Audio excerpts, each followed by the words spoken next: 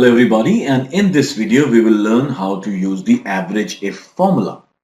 Well, the average if formula allows you to find conditional averages. Like for in this example, we have the names of the sellers of our agents listed over here who are selling these products, and these are the quantities.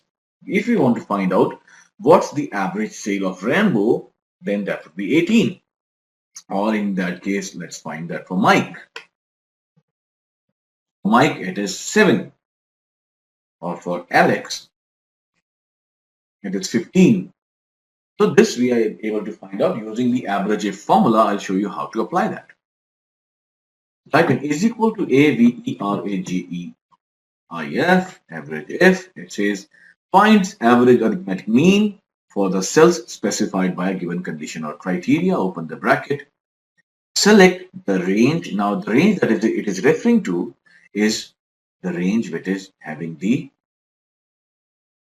criteria mentioned in it. All right, and then press a comma, then select your criteria.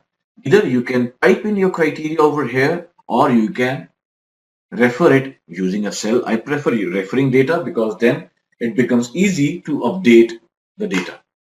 Press comma and then the average range, which is the range of quantity for which we want to find out the average.